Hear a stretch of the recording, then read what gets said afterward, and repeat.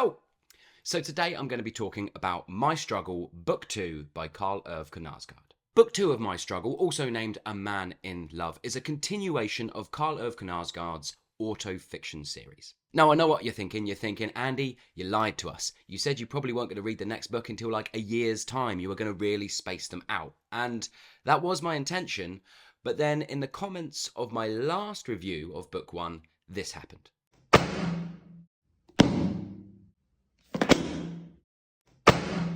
And guess what? I'm very easily swayed, so that was enough for me to jump straight into Book 2.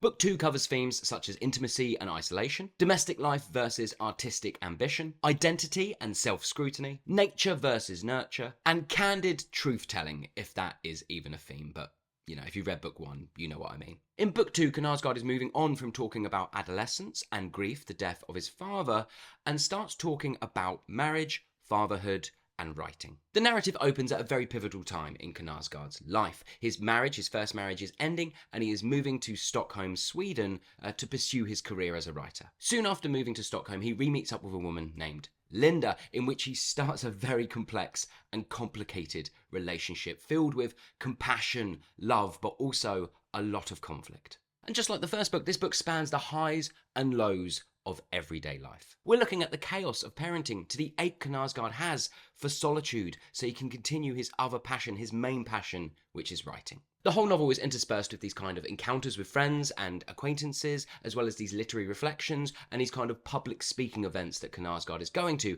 as his writing starts to take off a little bit. Side note, I absolutely fell in love with a character called Geir. Geir is an older sort of friend of Knausgaard's who he moves in with when he first gets to Stockholm because he has nowhere else to stay. I think Geir's around 10, maybe 15 years older than Knausgaard, but their relationship, they're both writers, and their relationship was just, I loved it. The honesty they have with each other, and a lot of the humour, which I will talk about later on, that can be taken from this novel, mainly comes from Geir. Just like Book 1, Knausgaard is meticulous in recounting these mundane events, showcasing how life's small and mundane aspects almost reveal these bigger existential dilemmas. So, what did I like and what didn't I like? A lot of these are going to be just repeats of things I enjoyed in the first novel. So I'm going to start with, why did I enjoy this book more? And mainly this comes down to the novel's structuring and narrative cohesion. While this novel does flit around time-wise, just like the first novel did, this novel is so much more focused narratively in the trajectory that it's going on. What I enjoyed so much more about this novel is my ability to connect to Knausgaard, but also sustain that connection and build it over this kind of very focused, continuing narrative that's building with his time in Stockholm. The conflicted and honest nature of his writing just felt so much more focused. And the next thing I enjoyed much more than the first book was just the content and the themes and what is being explored in this book. We get a lot more access to his artistic pursuits as a writer and the friends he hangs out with, the things that they talk about. We also get a lot more access to what Knausgaard thinks about writing, fiction, authors, and for me, that opens up this novel much more than the first. Pushes it a little bit further than just being a piece of auto-fiction. We get something that now appeals a bit more to a wider audience. It's not so self-centered. I think the honesty and the complexity of relationships and how honest Knausgaard is in this novel about those things just a second, like, you're not going to read about someone talking so honestly about how they felt about their partner at a certain time or how they felt about their kids at a certain time. There's so many standout moments. Now, I don't have children, but still, there's so many moments in it where we get such kind of like unfettered access to his mindset. You can't help but just be drawn into it. And I think like all of those things that this book is exploring, fatherhood, relationships, writing, they just appeal to me more than the themes of the first book. But here's the thing, I also really enjoyed the themes of the first book. So that just goes to show that I feel like Knausgaard has definitely upped it with Book 2. And here's a list of things that I liked about it that I also really enjoyed about the first novel. I've already sort of covered this, but I will follow my notes. Like emotional authenticity, like it is just so authentic. What he's saying, what he's feeling, and the honesty of it is just out there for you to kind of either judge him on or agree with him on. The same thing happens in the first book, it happens in this book, and it's really good. The readability of this novel as well, and how much I feel like it is just so accessible to everyone. Now, people may come at me for that comment saying actually it's quite inaccessible in the way it's written, but what I'm talking about is, even though there are some Scandinavian themes that feel like contextually you have to maybe be Scandinavian to understand what he's talking about, or it's quite centered on Scandinavia. I think everything else is just really open to anybody being able to read it and just connect and relate or not relate. And I think there is an inherent readability in his work. And the final thing that I liked about last book and I like about this book is his prose is fantastic. I dig the minutiae, the detail that he goes into.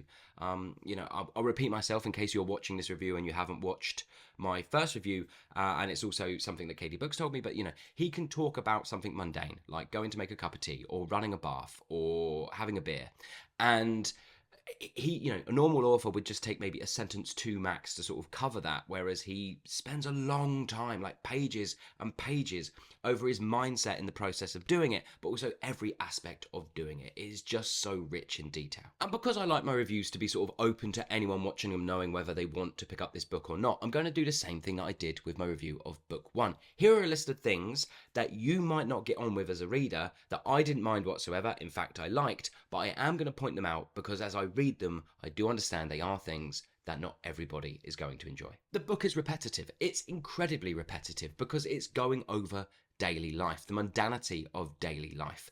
And some things within the book, you're just going to think to yourself, like thematically, you've covered this. Do we need to keep covering it over and over in such detail? And, you know, I think in this book more than the first, he achieves like that repetitiveness of themes isn't as apparent. Like each time he repeats a theme or we're exploring something over and over again, he is revealing sort of new truths within it, more so than the last. But yeah, many people out there are going to read this book and just be bored out of their minds. So you should take that into account, that it is very repetitive. The next one is, you wouldn't be wrong in thinking that Knausgaard is a bit of a narcissist. This book is completely self-absorbed. It is absolutely about him and how he feels about everything. And this book does improve upon it than the last one, in which this one opens up a little bit wider. In which like there's a little bit more access to other things that aren't just all about him and us trying to connect to him and then relate that to our own lives. I do think this book allows a little bit more access to sort of like wider themes. However, do you know what I mean? It's all about him. And it's all about how he thinks about things and how he feels about the world. And he's never sort of like tried to say these novels aren't about that. From the first two I've read, it's absolutely evident from the very first few pages of the first book what you're getting. But if that's not the kind of thing you enjoy, then yeah, this isn't the book for you. And now on to what didn't I like about this novel. I only have one thing I didn't like about this novel, and it's the thing I also didn't like about the first novel. These novels are quite humourless. Geir does bring humour to this book, more so than the first. I found there was more humour in this novel than the first one, which is also another reason why I think I liked it more. However, big however, there must be, I feel like there could be some sort of cultural thing going on in which Norwegians and the way they handle humour and their approach to comedy is just so different from sort of what I find funny, having been born and raised in the United Kingdom. I don't know why, maybe there is a lot of humour in this novel, and maybe if I have any Norwegian like subscribers or any Norwegian sort of followers who watch this video, please let me know if you've read these books, if actually they're packed with humour and it's just me not getting it. But from what I can tell, they're just so dark. They're just so dark and grim and like really sort of depressing in a kind of like, I don't know, like I really loved reading this book, but I can't escape the fact that I do need a little bit more light in there. I have always preferred writers who could do both, who can find the sort of light in life, the humour in life, whilst also examining the mundane and small things that can like get us down, or the things that we kind of grapple with and the mistakes we've made and being open and honest about them. But yeah, but it's just so sort of bleak. And that's what's stopping it being like a 5-star read for me, honestly, because I do need both. I need someone who can examine life and look at kind of both sides of the coin. And Knausgård cannot do that. He cannot do it. So I don't think I'm ever going to read a book by him that's ever going to hit 5 stars. I'm just putting it out there now because, yeah, I need it. I need that humour. I approach life and the way I think about life, and it's fine that he doesn't approach it in the same way, but I think that there is like tragedy and comedy to be found in all sort of aspects on life. And I think just to stick to one really, really grim thing, I don't know, it's just kind of like missing out on what makes up a human life. As an autobiography goes, it's not doing everything it can.